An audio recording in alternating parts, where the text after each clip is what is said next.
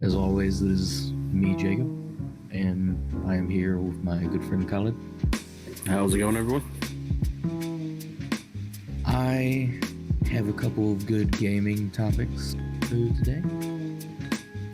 If you want to lead off with something simple like that. Oh no, you can start with gaming. I'm very interested to see what you have, especially with just what craziness with Cyberpunk. So good. So Cyberpunk, I don't have the exact thing in front of me, but I did read that it surpassed The Witcher 3 sales by 220%. Yeah. I was, Now, that, well, it's cool. It's not as cool as the Steam Winter Sale, which is live now. Do you know, like, I mean, you don't PC game, but do you know how, like, the Steam sales are, like, legendary? Like, Steam sales, like, everyone waits for them, and some people just buy games that they don't even know if they're gonna play because they're such a good deal. Like right now, the Total War game, Total War Warhammer 2, normally $60 is now $20. Borderlands 3, $60 is now $19. Just really good deals, like, all around. And this is just letting everyone know that watches. It is live, so make sure you check out the deals, because I'm sure there's some good games on there that you might have been looking forward to get, such as Sekiro, which is now like $38.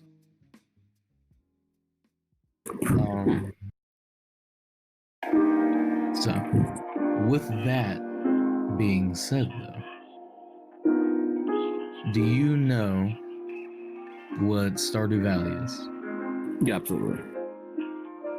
Apparently, the Stardew Valley like 1.5 is out now, and it's the biggest content addition since launch, as reading from a headline from PC Gamer. Let's see. So, some of the additions will be new people to meet, new goals, many new items, a new type of quest, new farm layout. So like in the beginning, you can have different farm layouts. The Stardew Valley is quite literally like a farm simulator in a way. It's just really, it's like a pixel farm simulator, but you don't have to farm. You can fish, you can only mine, but in the beginning you can choose what kind of farm you want, depending on what kind of playthrough you want. And apparently they added a new one, new farm layout, the new character events, which is cool. New community upgrade, I don't know what that is. New home renovations after you fully upgrade your house. Ducks can now swim. That's not that big, but they can. You can sit in chairs, you can move your bed. They added fish tanks, a bunch of new furniture items, new secrets. Of course, they're not going to say what that is. New soundtrack, and apparently just a lot more that they don't have typed out. Here's the complete changelog, I believe. Nope, not the complete changelog. It's basically the same thing I just read. Okay. But that is really cool, especially since it's like, because of the Steam sale, it's 33% off right now. If someone wanted to go get it, I personally really enjoyed it. I've watched episodes of people playing the game, but it wasn't really my game. It didn't, like, was it Graveyard Keeper? I was about to say that, yeah. That one was a little bit more entertaining just because of how its dark nature and the weird absurdity of how you get meat. I love Stardew Valley for reasons, just like it's very enjoyable. Is like you sit down, you have a nice cup of like coffee or tea, you start playing Stardew Valley, but it can't keep my attention for like a long amount of time. Whereas I sat on Graveyard Keeper for like a full 9 hours. Oh yeah. From like sitting, I was like, "Ooh, I'm gonna play this." And it was last year, right before Halloween. It was like a few days before Halloween, and I was like, "Guys, this game is amazing," and they're like, "Really?" And I'm like, "Yes, you need to get it now." And literally, like, Noah, Trey, and Matthew, and Josh got it, and we're all just sitting in a Discord call, playing it and sharing our screens. That's funny. So we can see where each other is at and help each other out. Yeah. Do you know Overwatch is going to be free to play until January 4th? I did see that, but Overwatch is like, it's such an old game. Like, I don't know when Overwatch 2 is coming out. I'm pretty sure they announced that.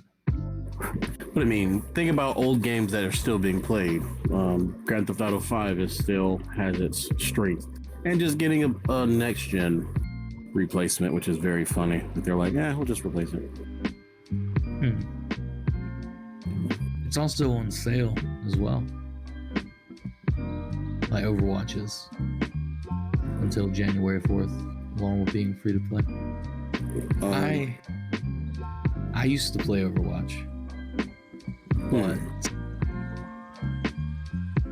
like I could play it and enjoy it, but it was one of those games that I didn't want to play for a long time. Like, I would get on the game and play for like 30 minutes, get off of it for 30 minutes, and then hop back on for 30 minutes. I just had to do it in like little spurts. It wasn't too entertaining for me. I just liked ramming people off the edge as a Reinhardt. Oh yeah. Yeah. I know Robert did that. Now, console-wise, have you heard that supposedly KFC is making a console? That, I saw that. That looked amazing. That looked straight fire. I don't know about that. Like, I don't know. Well, KFC hosted a Call of Duty tournament when Blackout came out. Did you know that? I know about their weird game hosting, and they're touching their toes in it with like the Colonel Sanders dating simulator, and they're aiming at the wallets of gamers because of just the community and how much money there is. So I understand why they're doing it, but it's kind of funny. Because, like, they say it's a gaming console, but it's basically just a computer. Mm-hmm. But, like, what they did is they sent streamers this,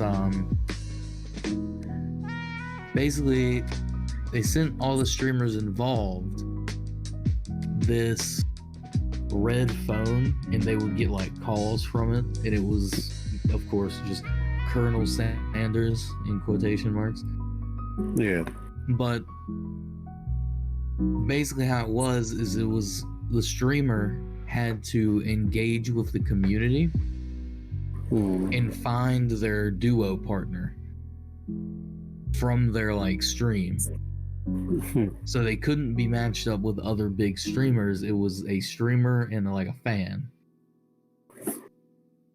And with that, say their team won, the streamer would get like a black card to KFC, and the fan would get like $10,000.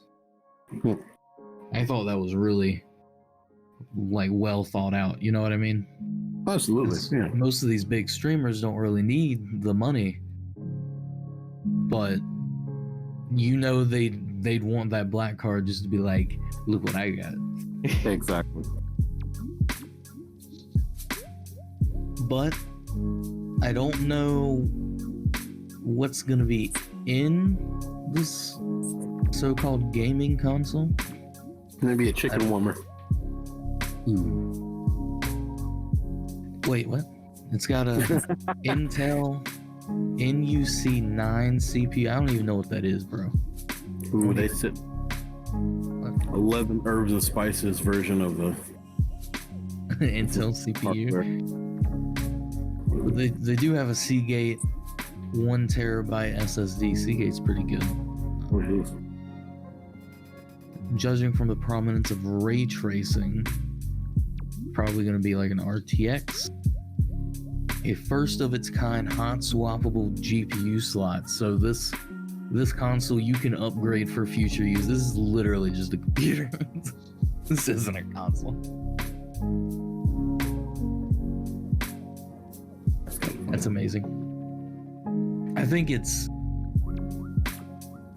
as long as it doesn't go like the Soldier console, whatever that was. Do you know what I'm referring to? What? You don't know what I'm referring to? I don't think so. Soldier Boy? Oh, yes, I do. Jeez, unfortunately, yeah. Little terrible handheld nonsense. So, yes. I do. I don't even know what that console was named, but I'm pretty sure it was just bought off of AliExpress and rebranded. This is what they figured out. It definitely was. But that was just really funny. To me, anyway. Let's see here. Is there any topic you want to touch on? Just are you staying in games? Because I can jump whenever you're off of games. I'll jump from you. We can jump to anything. Okay. Well, ow, my face. So something they're talking about is one so the She-Hulk show. Yeah. It's going to be a legal comedy, which is, I think everyone knew is going to be a legal comedy. It has to be. Just because the character Jennifer is a lawyer, and just the concept is trying to balance work life with being a super strong giant green woman is going to be a very interesting concept. You see, I wasn't going to watch it, but now that you say it's going to be like a legal comedy, I might actually watch it, and I don't know why. I don't know why that made me interested in it. and that's the funny thing is, though, because like younger me, I'll say that younger me did watch like Ally McBeal episodes with all the jokes going straight over my head for the most part. But then like older me is like, I wouldn't watch Ally McBeal now, but then older me is like, yo, She-Hulk. Basically Ally McBeal doing it. Yeah, I'm on board with it though. I don't know who this actor is. Have you ever seen Orphan Black? The lead? I feel like, one second, let me.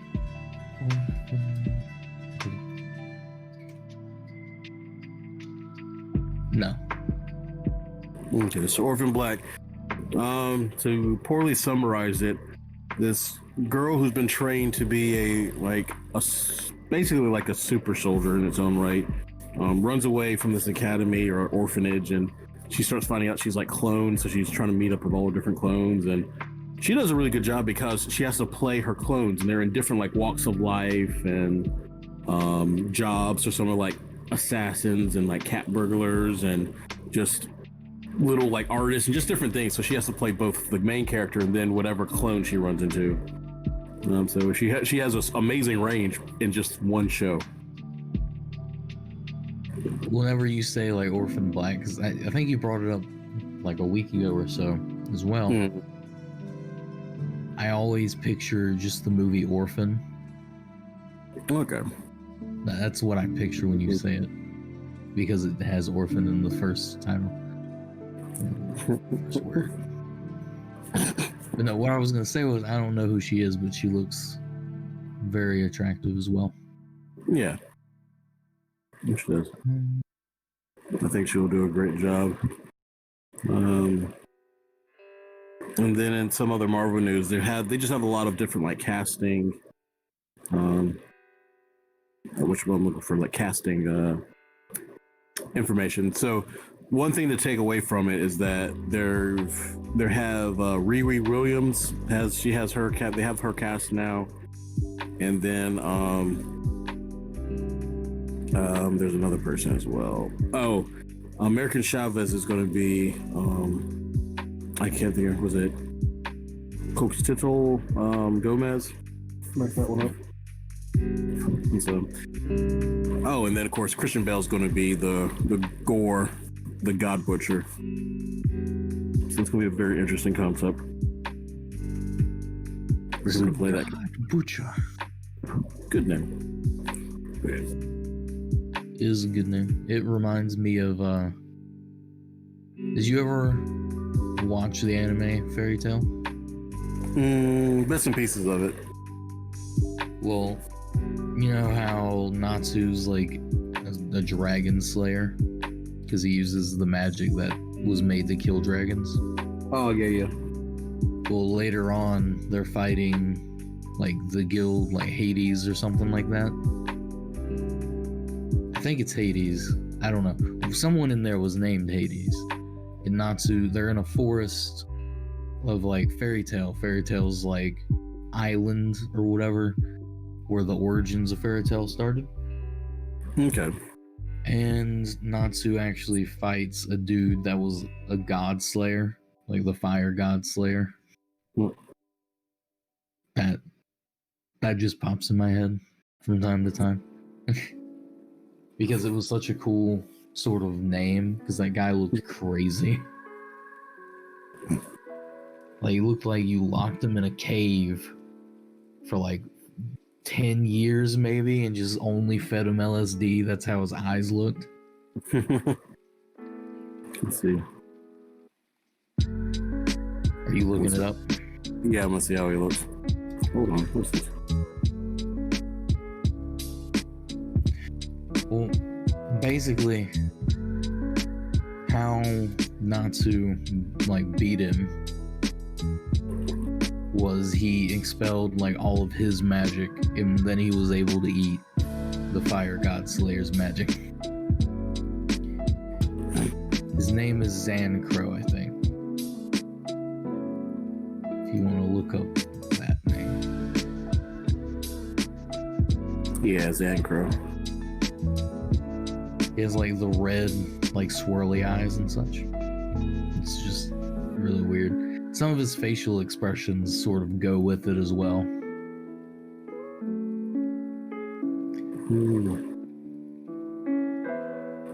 Okay. He reminds me of like a Super Saiyan 3 Goku. Oh yeah. Especially since he doesn't really have eyebrows more than just Yeah. hair, actually like eyebrow hair. And then sort of like the armor he wears kind of looks like a Saiyan's armor. Just a Yeah, I little agree. bit. Just a little bit. A little Broly-esque. Got a little Broly action. A little bit of a seared bite. I do wonder who would win in a fight between original Broly or this new Broly. I guess technically the new Broly, since he's hitting a lot heavier against Super Saiyan God level. I'm gonna be honest. I liked the new Broly movie a little bit more, I think. I like them both. Like it gets just another, but I would say the new Broly movie does one thing that does make it a lot better, is the fact that in the original, Trunks is like coddling his father. Like he just keeps flying towards the screen screaming father the whole time. It's like he's got this, he's a grown man. And then the part where like Vegeta's having a nervous breakdown because it's the legendary Super Saiyajin, and Piccolo grabs Vegeta by his head, and Vegeta, who's stronger than Piccolo, goes, "Let me go." Really? Just make him let you go.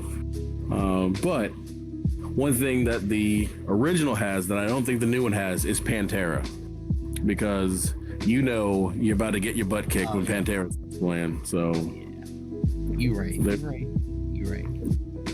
But I think they're both good. But I do think, the newer one stands out a little bit better. I like how they like delve deeper in So like he looks more primal rather than I think in the original he looks more regal. Yeah, he looks more regal. Yeah. Even though he was on this like abandoned planet. But then in the new one he just looks more primal. Because I remember the articles when like not the screenshot, but the picture of Broly stepping out and he just has his long black hair and his eyes are yellow or whatever. In the new one, everyone was like, who is this? Some primal Saiyan? Like originally people didn't know it was Broly. Yeah. I thought that was really cool because they were in the ice, like Antarctica or wherever they were. Yeah. I was like, ooh, tasty. I just think as a savage villain, Broly, like former, is better. But just as like a formidable villain, I think the second Broly is better. Yeah, but it's again both of them just going slug to slug and be very interesting. Because that's the funny thing is though, like Broly, the new Broly is already jacked, and he just gets he gets bigger. You know what I mean? Yeah. But the original Broly is like this tall, skinny, like guy, slim, like fit dude, and then he just gets ridiculous. Like he gets Broly, but yeah. I like how they end it in such a way to where like Goku's like, as long as I can come back and train with you. No, like, how did you teleport here? I don't see a spaceship. He just did it. At least they leave an opening for Broly to make it back into Super if like I don't know if Super's gonna continue. I feel like it is. I feel like I saw somewhere that it is. And I know you don't necessarily like Super. I think it's enjoyable. I think it's a little more enjoyable than GT, even though I loved GT as well. I did. I mean, so like there's entertaining like spots of Super. So I'm not gonna just like, oh my gosh, I don't like Super ever. It's just I just know that I won't sit down and watch it. Yeah, like I'll sit down. I remember when I was in Mobile, Alabama, my cousin's like theater thing. She was doing like auditions or whatever, and I was in the hotel room like right after we got there, and they went out to go to like a seafood restaurant. And I was like, I'm just gonna chill here. I'm gonna like just use the internet and watch some YouTube and stuff. The episode of Super where like literally the episode of Super might have been the last episode of Super where Frieza and like Goku and Android 17 were all fighting big guy. Yeah. Jigen. No, it can't be Jigen. It's whatever his name is. Jiren. There we are. That was I think that was a good fight scene.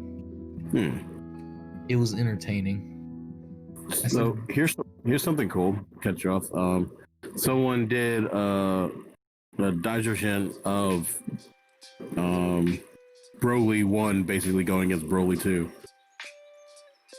Really? That's very that concept is interesting. I said Jigen. That's the Naruto villain. Jiren. Yeah, Jiren is the Dragon Ball Super guy. But yeah. So, but yeah, I think that like while it's was that I said I almost had anime nerds coming after me. They come for that in the throat. Yes, I mean, I'll say that like while it's very interesting concept of it, Broly would get his butt spanked by the new Broly because this is this. So yeah, because if you think about it, that Broly and disregarding like the weird movies that will keep coming afterwards, strangely, like Broly on planet, Angry Broly was beating up a Super Saiyan 2 Goku. Yeah. But so that means Super Saiyan 3 would have put him down. Maybe Super Saiyan 2 would have gave like, so wait, because that's only Gohan. So yeah, Super Saiyan 2 could have been whatever, but Super Saiyan 3, Goku would have probably put Broly down. So yeah. And then you got new Broly who's keeping up with gods. Exactly, a fusion god. So yeah, nah. It's a cute thought, but to be fair, once they fused, there wasn't like a real contest. It was more of like, sit down. Before then, they were getting like whooped. Yeah, but I mean, they were sort of like punching people or punching each other to different dimensions. So that was interesting. I don't know how I feel about that. I blanked that out. That was. I mean, it was still better random CG than the Berserk show. All right, you got me. You got me. I can't argue with you. What happened? Real quick. Anything else that might be happening? I was trying to see. You go. No, you go. No, it's just something simple. It was just that supposedly there's a chance for the Agents of S.H.I.E.L.D. will cross over into the like MCU finally kind of thing. Versus the nonsense they've been doing where they said the shows were a part of the MCU and then basically backed out of it with no crossover. So we'll see. So there was a person who got Cyberpunk to play on the Switch. I don't know if you saw that. I did not. So let me see if I can find it. But I saw the picture of it and I was like, what? What? Cyberpunk. Switch. I mean, graphics turned way down there, right? Yeah. To be fair, it's turned way down on consoles in general. Oh. Except for the newest ones that barely anyone has. It runs like so. This is from Tweaktown. It's a PC forum, not forum, but news site or whatever. Gotcha. It runs like Cyberpunk 2077 runs like hot trash on the original PS4 and Xbox One, dipping in the 15 FPS at times and looking like something from NES days. What about Cyberpunk 2077 on the Nintendo Switch? And then it links a YouTube video. And it literally shows, this article shows him playing it. So, you can 720p from Google Stadia running Cyberpunk 2077. But when docked, it'll go to 1080p.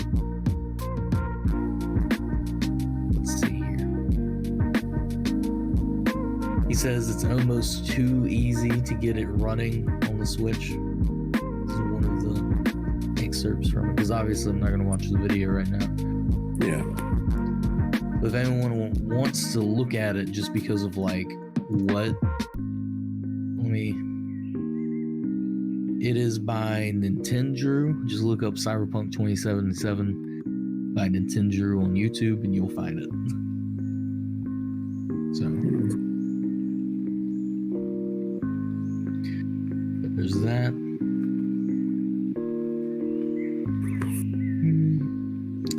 I want to see more stuff come out about the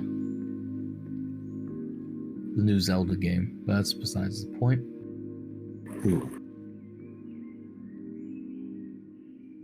Is there any D&D news? Do we have any updates on any D&D books? No D&D books, but did you know there was a crossover, D&D crossover with Stranger Things that happened for the holidays? Yes, because that was in that but video you sent me from the D&D page. Okay. That was, yeah. So it's very interesting concept, because the guy who plays Hooper, David Harbour, he's a really big. He played D&D like a lot of people were finding out more and more. It's very interesting because he's in a interview, like just a Skype interview with Nerdarchy, and them just talking. You can see his genuine just excitement about playing D&D again, and just idea of like he hasn't thought about in a while and so forth. And then during the Red Nose event where they had a lot of the stars, he was on one of the things running for one of the games that they had for the Red Nose event, and so very interesting character, slightly meme-ish, but an interesting character. So then this one that has a lot of the cast from Stranger Things in there, him being one of them. So something to watch, it is, especially for downtime, holiday time. Get your D&D stream fix. D&D stream. It goes rabbit in the mouth. Start foaming because, as they said, I think it's until January 4th. They're not going to. Their Twitch is down. They're not going to do anything on Twitch until January 4th. So.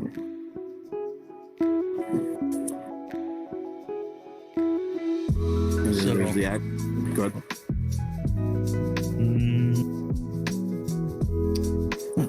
I forgot what I was gonna say. It was something about the idea I gave you, because I don't think anyone's watching right now. I don't think anyone that would be interested in knowing Nazir's like secret from our game, like no one from our game is watching. But that crossbow belt, do you think it's a good idea, or do you think it's like one of those things that I'm gonna make and then you're gonna be like, I'm gonna use it like twice and never use it again? No, maybe, I don't know. It just depends on, I guess, how it goes for you the first time. I make it and that's how I die. It's just pretty good. That'd be funny. When you think about it, you are attached to whatever is attached to it, so. Yeah.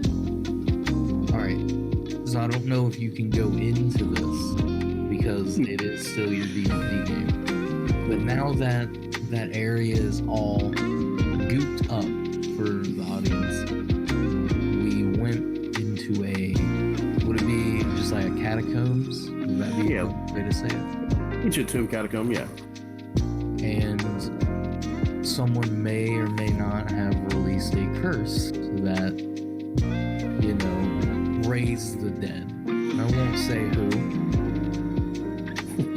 Might be Damocles. Oh my goodness. No.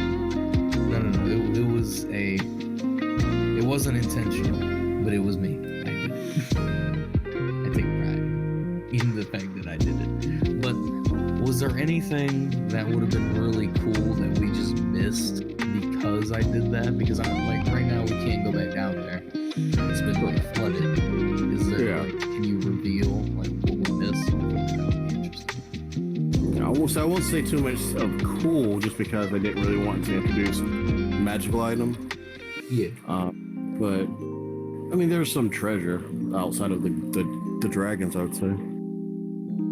So did we, out of the three paths, like the left, the middle, and the right, did both of us choose wrong? Was the right path the treasure path? Yeah. So the right path. Well, I mean, I would say wrong, but yeah, if you were looking for treasure, then yes, you chose the wrong path. But was it just like gold? Yes and no. Okay.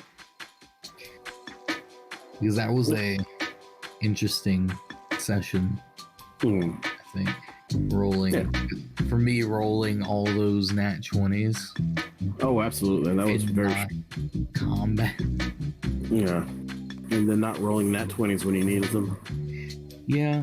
I love it. But I did roll really good to get out of there before it flooded. Oh yeah. Yeah, it's very funny because I'll call them the Cerberus heads. Those 3 dice that I have are notorious for rolling nat 20s. And it really was. But it was really funny though, because the one yellow dice that I brag about, that one was rolling like 2. I'm like, 2? Come on, guy. When do you ever roll 2? My D20 stole your powers. Oh yeah, but I mean that's the thing though. It was like, theatrically it had to happen, because it was literally the 2 that passed were Dyvek, the human raised by Orc, Una, the half orc, and then the last one was Lucy. So that one rolled a 2, and I'm like, it makes sense. She's not an adventurer. She doesn't, you know what I mean? She's not used to like running and jumping and so forth. So it just made sense. So I feel like it's a good time. The dice were like, Colin, I got you, fam. Let me help you with your story. So, I found that funny, because when you said she fell, I was like, okay, well, I'm behind her anyway, running up, and I rolled really good athletics. Can I just pick her up and keep going? I don't know if you saw it, but Noah looked at me and was like, I could pick her up. You don't have to do that. I was like, ooh, someone's triggered. I was like, I ain't trying to steal your girl. I got a work lady over here. Yeah, that's very interesting. I think it did also allow like this weird like off session. I think it did allow for chances for like some world building, some exposition that I want to get out that can work for the rest of the game, and then some art, like interpersonal RPG as well. Yeah. And so I think that was really good kind of thing. I enjoyed the trinkets I got. Yeah. They're pretty cool ones. Yeah. There's some that I have just written randomly in other places, so I want to find them. So those were the 2 that I've had for some time, but I'm like, man, they really didn't. They weren't really to be found anywhere special. So it's like, well, this is fine for them. But I know I've written a trinket, not a table, but just like a list of like weird things. But I don't know. But no, like 100%, that's for the horde. The trinkets, they're going in the horde. Except for the necklace. I have another plan for that, actually.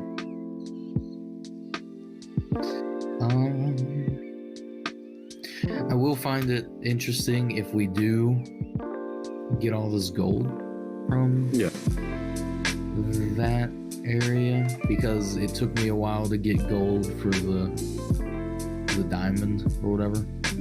Yeah.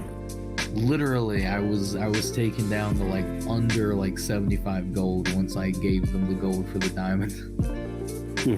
Like it was just like an instant. Here you go get me a diamond.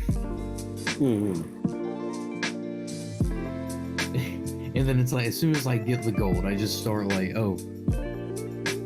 release a cursed dragon. His body decays. His horde's there. I'm gonna throw 50 gold in it. It's like a here you go dragon. Does it help? Probably not. But would it fit Nazir's character? Yes. Because I feel like he has like just a respect for dragons in general. Yeah. Except for white dragon. Them boys are dumb. That is true. Yes, no, that's true. White dragons are a little bit like they're the closest bestial of the draconic. Because I don't even think that the true dragons. So I don't even think that. Because let me see, silver. I think that's how it goes. I think silver dragons are ice breathing, right? So. Yeah.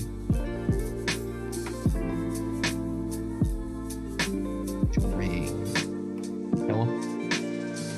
Yep, I'm here. Okay, you went quiet. I was listening intently. I'm looking for the breath weapon. It does rain. Yeah, it does cold breath. Silver dragons do. Because I think it's like because I don't know if there's ones that do. I'm trying to think.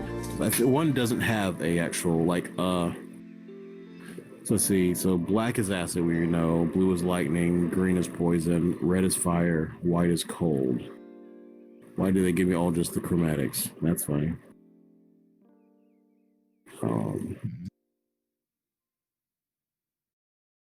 Yeah, that's weird. That just only gave me the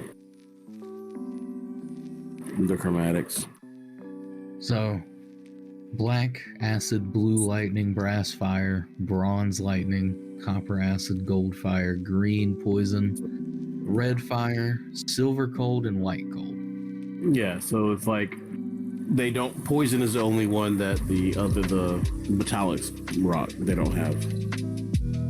Yeah, but they have 2 fire, which is pretty funny. Yeah.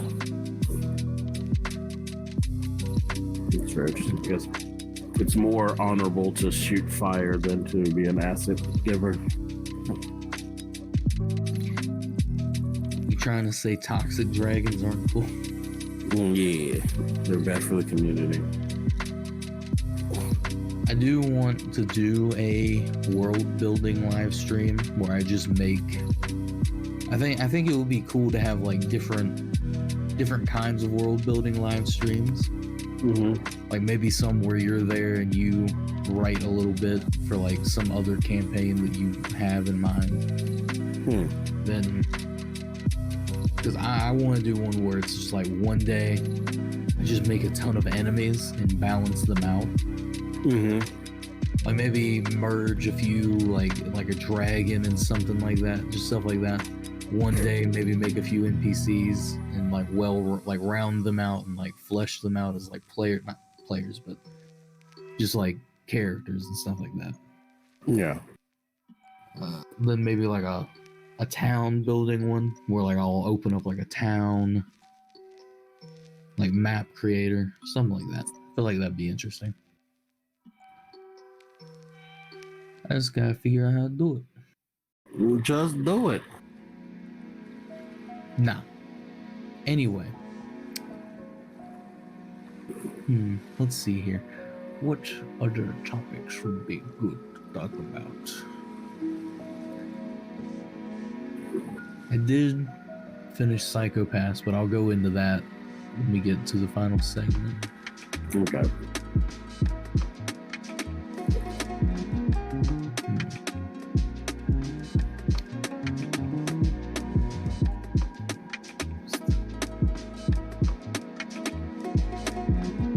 So, I think the Monster Hunter movie. Okay. I don't know if it's gonna be good, but apparently at the box office it did well. Of course it will.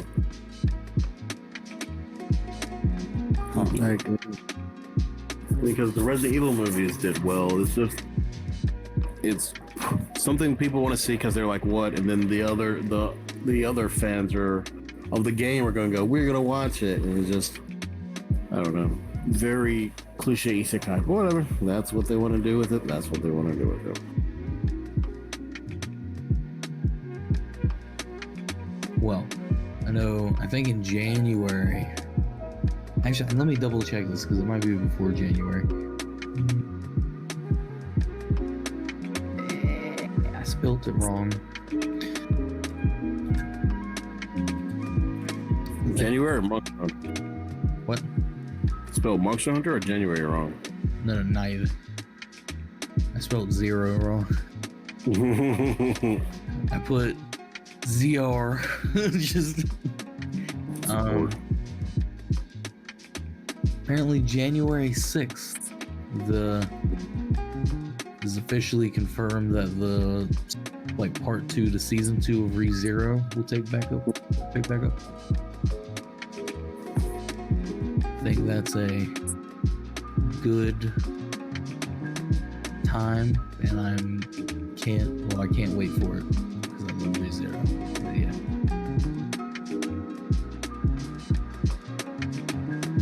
Then the Don Machi ending was pretty good. I don't think we've talked off the podcast very much about it. Yeah, basically. It was interesting for a few reasons. One was I was telling Josh, since they introduced like the Minotaur from the Xenos, which are the talking monsters in Danmachi from deep in the dungeon, that Minotaur has to be somehow related to the Minotaur from the first season. And it was revealed to be like basically the same Minotaur. Josh was like, it's just the same soul, and I'm like, it's the same. It's like, if it's the Minotaur, if it has the same memories, it's the same Minotaur. But the fight scene for that was better than any like the animation quality of it was better than any Danmachi fight scene I've seen. Wow. Like, it was getting, I feel like if it was a more prolonged fight, it could have been almost Fate level. That's a play, man. But basically the end of it was it's been a little bit since it came out. And just to let people know, if you don't want to see a spoiler for it, if you haven't seen it, I'm talking about it right now. So it ended with all the Xenos meeting Hermes, and Hermes, of course, is, you know, a messenger god. But he was, throughout the whole season, kind of helping the Xenos get back, and it turns out in the second to last episode, it's revealed he forged or modified the notes to get them back in the dungeon to actually lead them to a dead end. So he can like corner them. When he meets up with them there, he just says, "Can you all just please die for me?" That's what he tells them. But then, you know, the last episode, the beginning of it, he goes, all of you don't have to die, but I would prefer if you had like at least 3 or 6 of you went out there and specifically fought Bel Crenel, like in the middle of town, so that he will kill you. But this whole time Bel Crenel is like, he's fighting for the Xenos, right? Yeah. Long story short, the fighting ensues with the Xenos and like regular fighters, and Bel, like he arrives in sort of like a town square area. He then is talking to some lady, and one of the Xenos sees the lady, and Hermes had put a bracelet on her to make the like he also gave the Xenos an item. So when the Xenos saw that woman, they would, or this one particular one would target her. And so he starts to fly at them to like attack, like a final attack to kill him. And Bel had his dagger out to defend. And that was the whole point, is Hermes wanted Bel to defend himself and kill these Xenos in front of everyone to get everyone's respect back. Okay.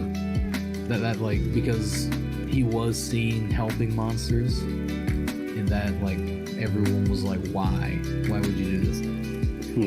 But so right before he attacks, Bel puts his dagger away and just like holds his arm out, kind of thing. Yeah.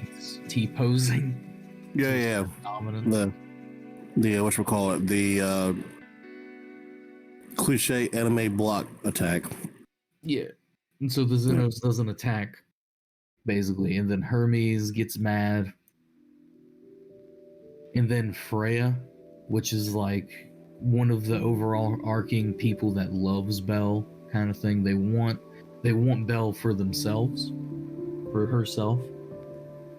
She's like, send in the thing, and then you just see this Minotaur leap from like nowhere and punch Bel through like buildings. Oh. So going back to the Broly thing, you know how like they were like punch each other and send. Okay, better yet, you know how when Broly was beating up Vegeta, and then Vegeta was like, "I'm done," and then went like Super Saiyan God, and then punched Broly through all the ice. Yeah, that's what this Minotaur did to Bell. Oh my god. He like shot him through the city, and then explained to him why he was there to fight him. He was like, I keep having these dreams that I'm fighting this one person, and we're just equals in every way. He's like the perfect opponent. So imagine my like reaction when I come to find this person I've been dreaming about. Like, what is your name? And then in that moment, you know, Bell tells him his name, and they start fighting, and this Minotaur is whooping his butt. But it was one of the only moments in the show that you see Bell go, I want to win, not for the people around me or for like anyone, I just want to win. So he's fighting this Minotaur, and he ends up losing, and the episode basically ends with him crying because he lost. But it set up a reason for him to get stronger kind of thing. Like, it gave him a rival. I thought it was really cool. I think it was a good ending. Want to see a season 4 come out. I think you would enjoy it if you watch it. My rating is 8 out of 10.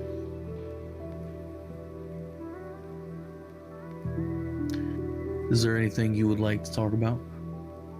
No, not right offhand. You can keep talking if there's another topic.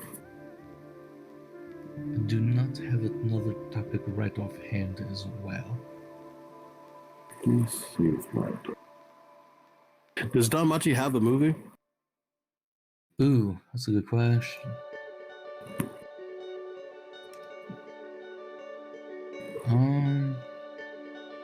It does actually, I think.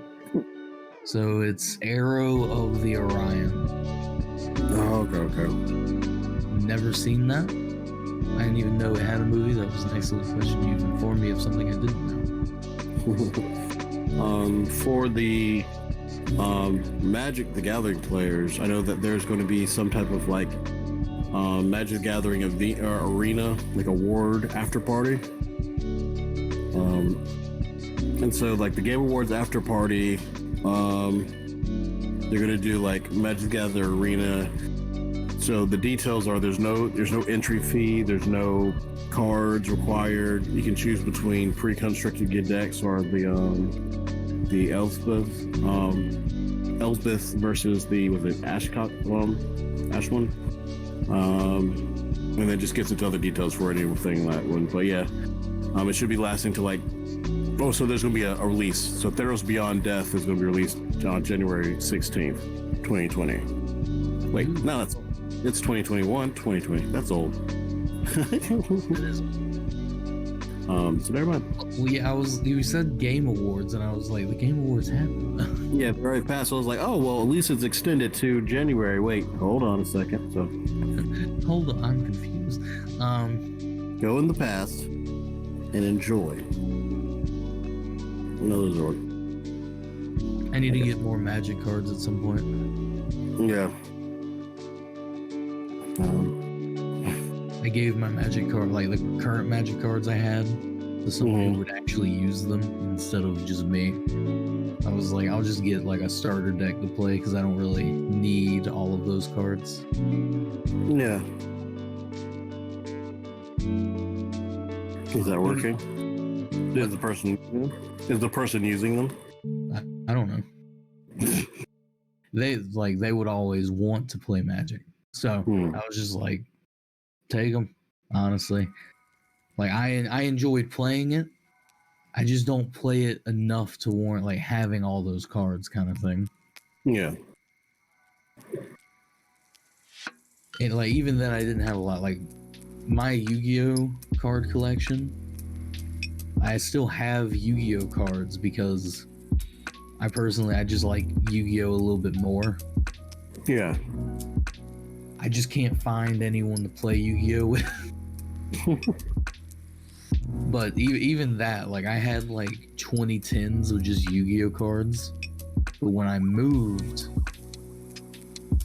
not this recent move, but the move before this one, I just left all those tins until I took 2 tins, my deck, and my trade binder. That's all I took.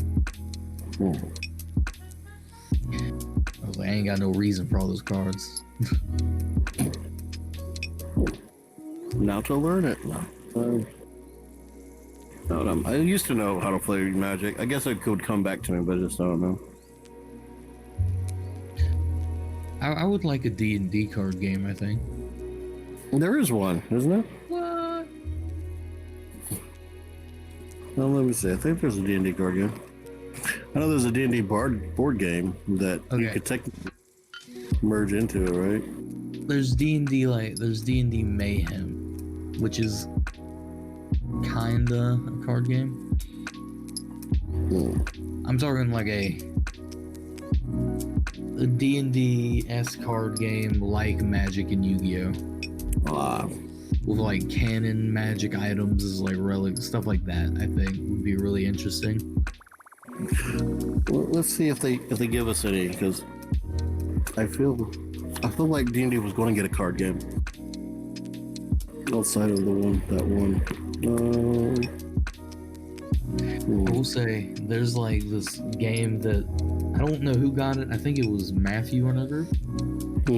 Called 5 Minute Dungeon. Do you know what that is? I've heard of it, but I've never played it. It was really enjoyable, surprisingly. And I think they even have like expansions for that game, which is, it's kind of interesting to see that, because it sort of just looks like a gimmick game kind of thing. It doesn't look like it'd be that big to get an expansion. Yeah. The goal is that, like, say there's different classes and they each have like their own unique ability, and you have your own deck of cards, and you have to draw a certain amount of cards, and you have to beat the monster. Like, say there's a monster card in the middle of the table, and it has these different symbols, and your cards have those different symbols. So you can take like 4 shields. Let's see here.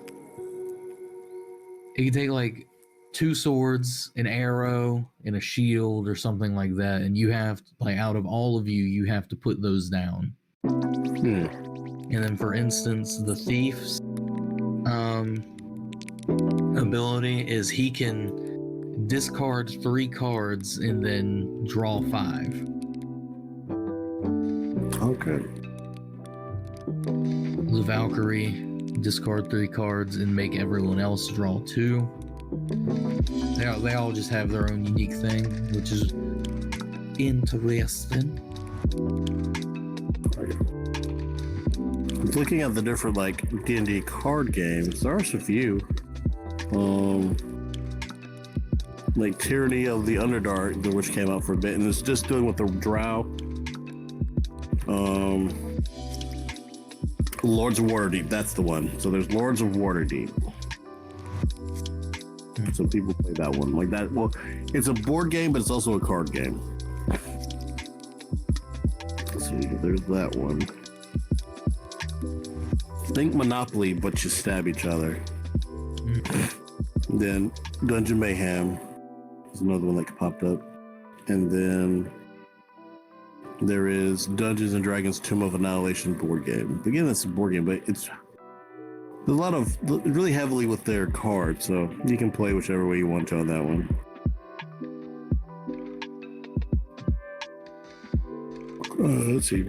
Let's see. Betrayal at Baldur's Gate, and I think there's one more. Attack Wing. Play as dragons. Dragons. Yeah, there's a few. Rock, paper, wizard. Yeah. Because what I think would be kind of interesting, but it would have to take a tremendous buy-in with players, would be playing one of these card games as a part of the game itself. You know what I mean?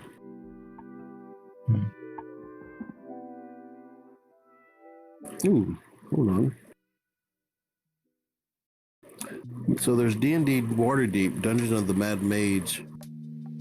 And they come with like 3... So it comes with... I need to find that one. So it looks like it comes with a giant scorpion. It comes with 2 Beholder zombies, 1 Death Tyrant, some like little what are they called? The little intellectual hours. So, seems interesting. What that is. I'm gonna look into that.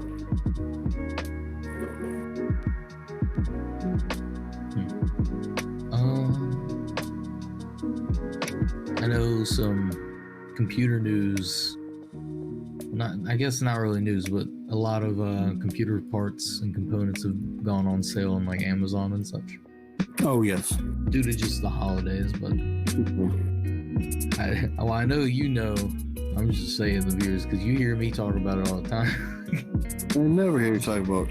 I'm like, look at this i9 that's like $300. Ooh, this is interesting to me, and possibly to you. I think it's just a interesting topic. How do you feel about watches? Watches? Yes, like just a watch that goes on your arm. So I have a long history of fossil watches, like being a purchaser of fossil watches. Oh my god, out of your brother. Because I really like the ones that have the leather band, like the big, like basically it's a wristband, but then it's also a watch on it. Okay, let me tell you something. If you weren't my friend before, you are now. Because I don't wear watches often because my last watch, it was like, it's the same watch that like people in the Air Force wore or something like that. My dad had gotten it for me for like my birthday a while back.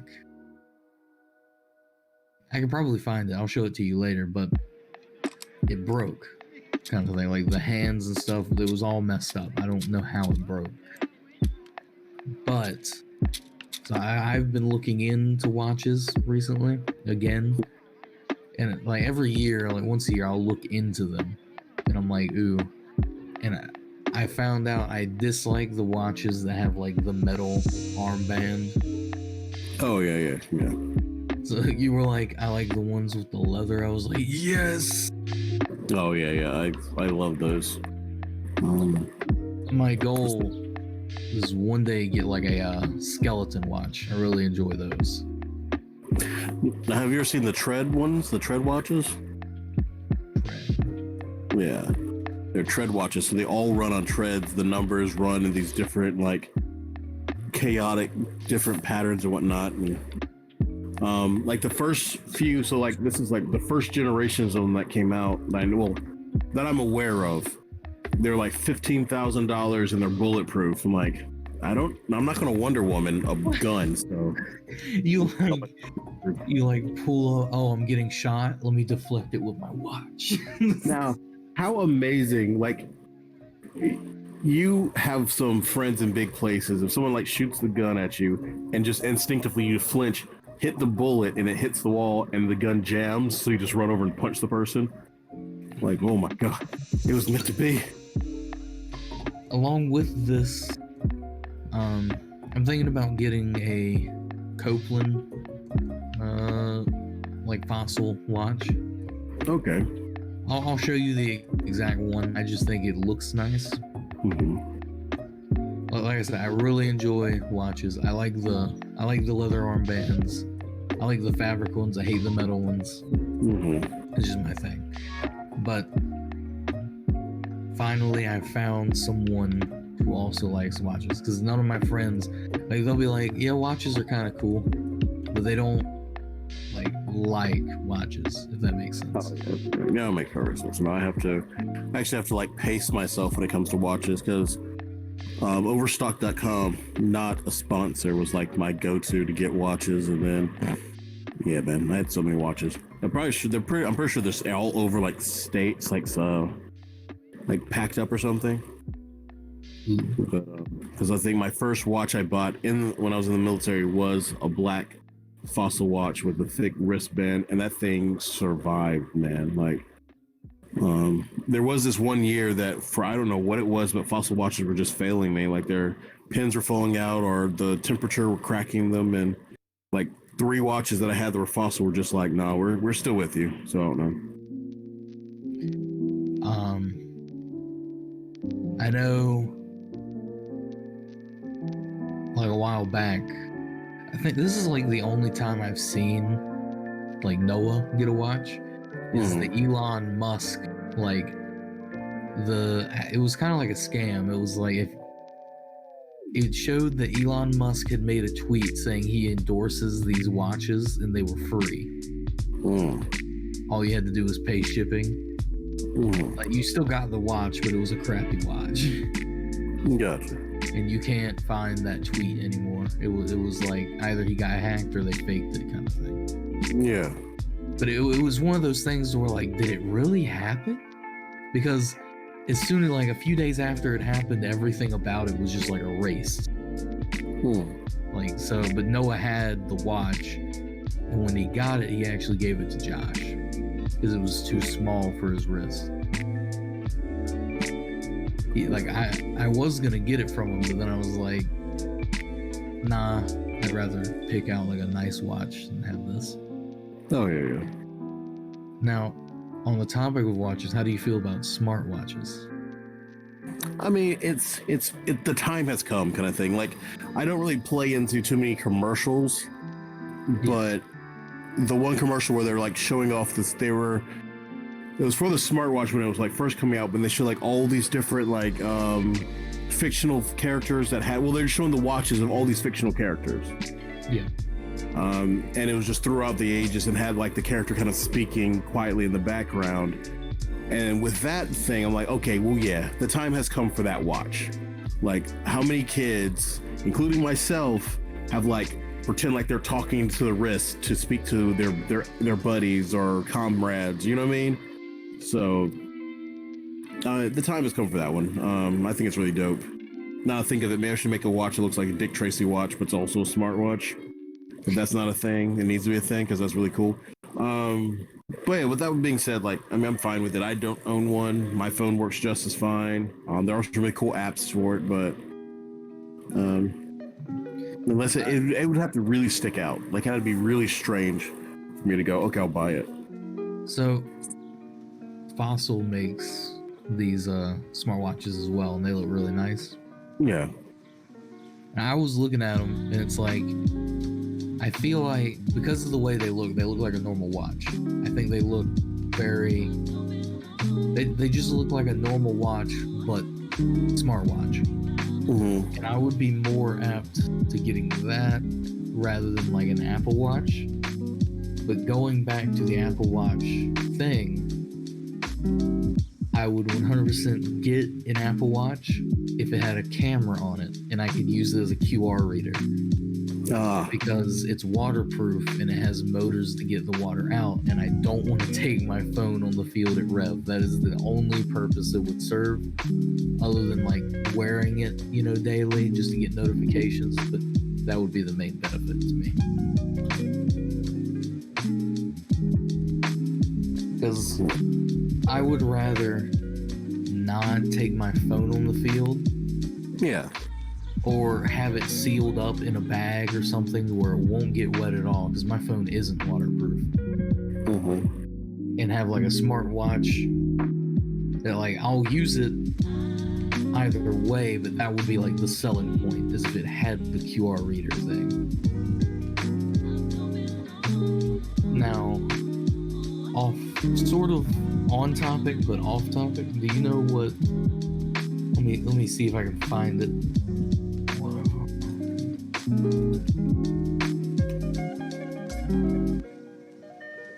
Okay. There is watch. I think it's called like D-Stike or something like that. Yeah.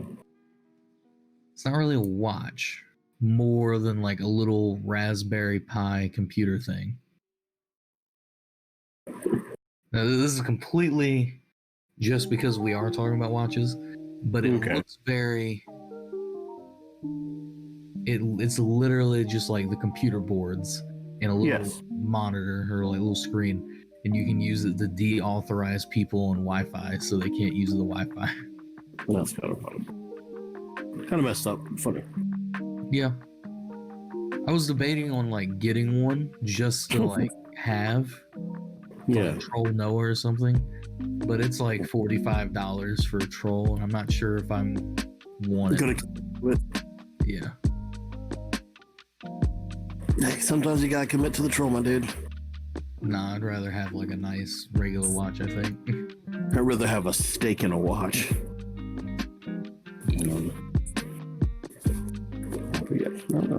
Because I know, like, during high school when I had my watch, I would wear it every day. Yeah. And one of the questions I got the most was from females. And they were like, why do guys always wear their watch on their left arm? I was like, I never really thought about it. Do you know the answer to this question? Because usually, predominantly, you're going to be using your right arm to do things like driving or working. So you look at your left arm so you can continue your work. So the most productive is that. And then it's also like, I know some people connect fashion to the concept of like females do things on, so males wear things on their left side, females wear things on the right side as well. Like, a male's supposed to have his left ear pierced, his wedding ring is on his left finger or middle finger, and so forth. So, was it like buttons like fastened to the right, buttons fastened to the left, belts point to the left, things like that, supposedly. But yeah, you see, I personally am a nerd, so I wore my watch on my left hand because my right hand uses like the mouse to slide across the mouse pad, and the band would get wore out on the watch. So I guess I can see that reasoning. That was the reason I gave them, and they were like, "What?" What I would do is I would wear two different watches on both hands. Yeah. You're like one of those people that like raises up their sleeve and there's like 6 watches on one arm. See, like talking about like love of watches. So I had this watch that had 3 different faces built into it. Like it was separated to 3 different faces. So I did keep time for like like English time. So basically when I was UK, so it was UK time, America time, and Japan. So I just had it so I can look at the watch and know what place was where. So but yeah, it'd be kind of fun. Interesting. It's not so long, man. Would you like to move on to our final segment? No, of course. Nah, you good. All right, so final segment, as always, going to be what are you watching, playing, reading, listening to? And I'll let you take it away, Will. Nothing. Hangs up call. Bye, folks. Have a good night. Well, I'll start with watching.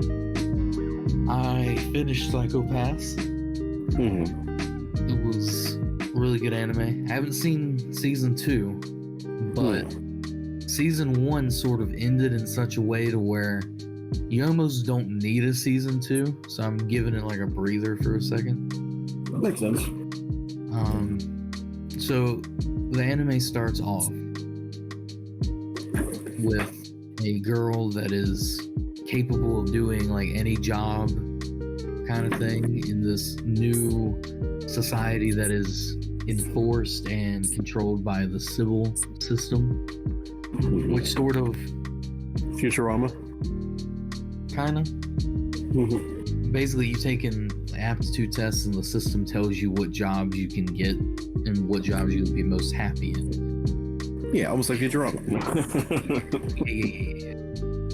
But it's also like you get scanned and you have a psychopath, and the psychopath determines like your hue. If your hue, like your color hue, gets cloudy, then you start, like, your psychopath is also going up. The higher your psychopath coefficient is, the higher your criminal rating is. And if it gets past a certain point, the police come and like stun you. But if it gets higher than like the stun like checkpoint, I guess, in the number coefficient, it goes to instant kill. Yeah, they can use lethal force on you because you're deemed way too dangerous. Yep. But then, you know, a little bit over halfway towards the end, you find out that the civil system. Oh, let me back up a second. The main villain, I guess there's two technically, or two antagonists. There's the civil system itself, but the one that this story follows the police capturing is, I think his name is Shogo Makishima or something like that. Makishima. And his crime coefficient, he can control it at will. So he's a terrible person, and he commits crimes, but the system doesn't work on him. Yeah.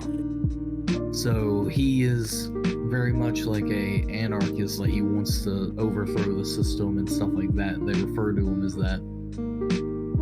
And going forward, the guy or the girl joins, and the first thing that's told to her is like, it's such a shame that you joined right as, or like the first day on the job is like an actual job, like they're out there hunting people, or a person, a criminal, I should say. And then say if you're in the force, if your criminal coefficient goes up, your psychopath goes up, you become a enforcer, meaning you're not a detective, you're actually a criminal and you can't leave. But to keep the actual detective's criminal coefficient from going up, you're the one that usually has to shoot people. But you're not on instant kill mode, even if your psychopath is crazy high.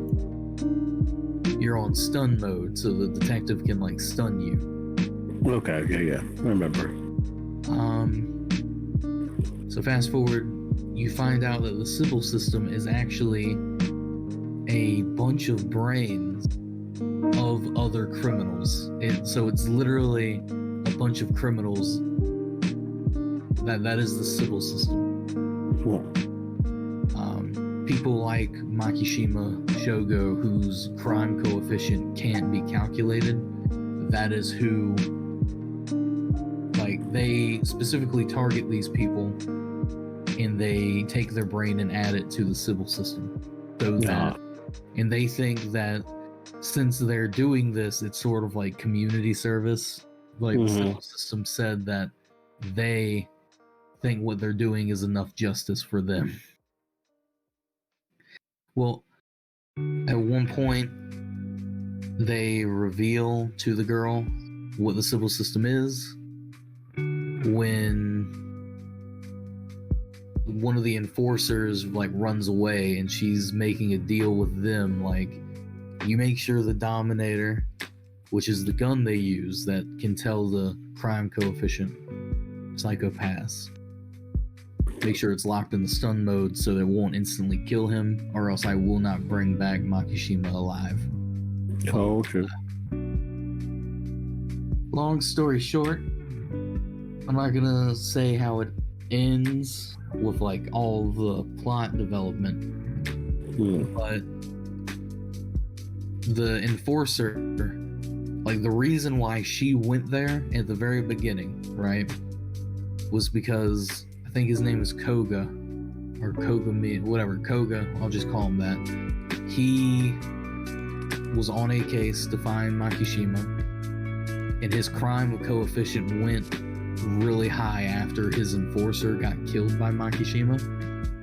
So instead, they dropped him from detective to enforcer because of that, and that's why this girl took her place. And there's 2 detectives and like 4 enforcers per like team. So then you go all the way to the last episode, and the detective that was there with this girl in the beginning now drops down to enforcer because of the same reasoning. And then another girl comes up, the same, like literally the scenario at the very beginning where it introduces the show is the scenario at the very end that ends it. The exact same lines and everything. And for some reason, I just found it fitting for that. Listening to just random live streams, reading My Hero manga. Was there another manga? I think I'm going to start reading Horimiya again, which is a rom-com manga. I think it's ongoing.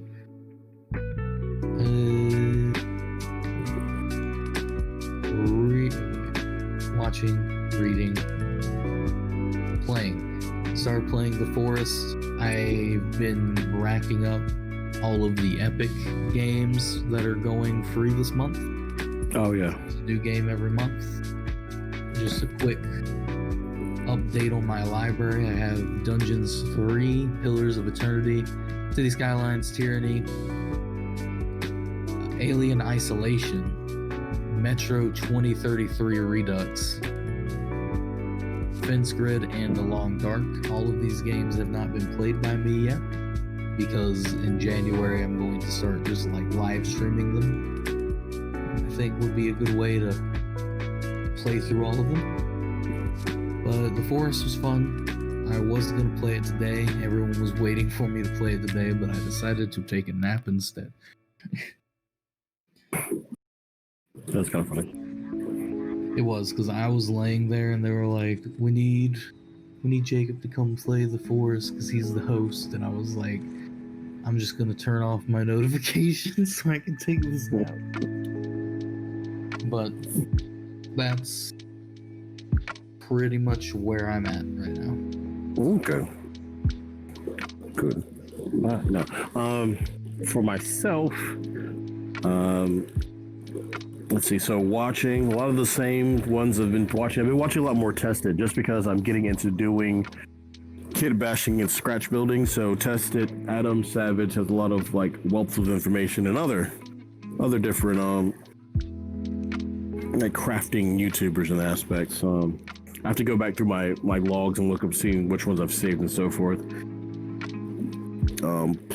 Playing right now, it's more just D&D than anything. I haven't really picked up any other games. I might do a search over the holidays for just like different little app games to speak on. I'm not too sure that I'll get a next gen until way later, because it's funny, I was thinking about that, where everyone's like fixated on Cyberpunk right now and the bugs and so forth, right? Yeah. But I realized that before Cyberpunk, all the other games that had bugs for the next gen, but none of us are for the next gen games, but none of us have yet discovered what is wrong with the PlayStation 5, you know what I mean? Like, if that. I mean, now it might not be, but if that. I haven't seen any headlines for the PlayStation 5 since Cyberpunk came out. But yeah, you can't right now. Like, Cyberpunk is the dog to beat kind of thing. I just like kicking him while he's down. Exactly. So it's very interesting to see that, because again, like the highlight reel is another thing I watch, and I love it because of like the glitches of games, and like no one's talking about, again, I feel like it's not just because of the glitches and bugs, but it's also like how bad it looked when it came to the graphics that they hid. Because Assassin's Creed Valhalla has some crazy bugs in it constantly, but minimum we talked about. But we'll see. Reading, Nothing too crazy stands out with my reading. A lot of my audiobooks, especially around this time period, become audiobooks. Especially like the High Strangeness comes to, I can't think of the name of it. It's the Christmas horror story that I introduced you to. I like that story. Yeah, it's really well like voice acted. So that one I do like actually listening to around Christmas time. So I probably will listen to that just sometime, just to hear it play out. Probably just when it's a nice chilly night and just have some like chocolate and popcorn and just like chill out and just listen to it. I might do that tomorrow. That sounds wonderful. But then listening to, so got on to doing some 21 Pilots and then Killswitch Engage, but Killswitch Engage has led me to, I think it's like the Torch. So Howard Jones is the second lead singer for Killswitch Engage. I like his vocals. He's the one that got me to listen to that and his threat to the lead singer of Sum 41 that kind of won me over. But yeah, like I was listening to that and someone was like, oh, if you like that, then listen to his other bands he's in, because he stepped down from Killswitch and then started a new band. So picking up more of that, again, a lot more like atmospheric songs and so forth. But we'll see. But yeah, I think that's it. I think, well, one that doesn't really fall into, I guess, any category of like what we have for it is also just, I guess, creating. So getting into doing a lot more of the scratch building, as I said earlier. It's very funny because I found supposedly a very hard to come by Gundam, like Gunpla model kit. And I was just like, I'm not going to ever put this together. I'm literally going to use it for scratch building, for everyone's chagrin, I guess, but because I want to get back into doing some sculpting, and so scratch building and hopefully doing some metal casting. So if you're interested in metal casting, let me know, because I want to do that. There's a few things I have in my mind to start like casting, because I do obviously the pewter. Yeah. But I want to get into casting like aluminum and brass as well. So we'll see. But yeah. I think that'd probably be it for me. Yeah. Well, also, I think both of us are going to, sometime here soon, are going to be interior decorators as well, so.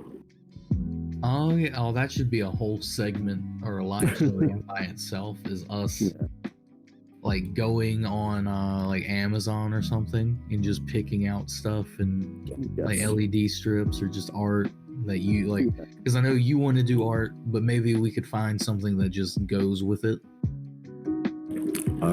Because I was thinking, like, you know how there's the WizKid has the Beholder, the Mind Flayer, and the Dragon like head. They have what? I did not. Yeah, so like they have like, no, not true to size is me doing air quotes. So there's like as if someone killed like a Mind Flayer and then put his head on a trophy mount. So they have one there's a giant Beholder. It's expensive. Same with like the all the other ones. But with that being said, again, maybe in the ideas in the future of doing like casting, and so making those or something, I don't know. The sky's the limit, I guess. Can we just make like mold that'd be cool. You help me learn some like molding with clay, and we just do like a meme Mind Flayer and just make a squid. Just a regular squid. See, what I thought you were going to say, and I think is a really funny idea to do, like, so, like live casting. So, if you ever seen like the season premiere teaser for Game of Thrones, so we live cast our faces and then put our faces on the wall. So each player will have their face on the wall. That would be cool. Kind of interesting. Are we gonna be able to live cast everyone else's faces? Yep. I don't know. It's a thought. Up and make them. We're going to make them enjoy doing something. But it's a thought. I mean, again, it's if they're down for it, but it's in its infancy, I guess. A thought in its infancy. I would do that if it's not like expensive or anything. Nah, it's not. We mount our heads above where we sit. That would be funny. Would be the criteria. So like, I don't know if I would be at the players because I play in your game, or if me and you could be on either side of the window where the DM sits. That would be cool. Either way, it is 12 o'clock. Is there anything you would like to say finishing this off? No, just have a good night. You okay? I dropped something, don't worry. All right, so if you enjoyed the podcast, if you want to watch past episodes, you can go to Oni Central on YouTube or the PiP Podcast on YouTube or Facebook. We live stream every Tuesday from 10:30 p.m. Eastern Standard Time to 12 a.m. Eastern Standard Time, and every other Friday, same time but with a guest. And if you enjoyed the podcast at all and you want to stick around for future live streams, whether it be the podcast or gaming or just something else, hit the follow button, and we will see you next time.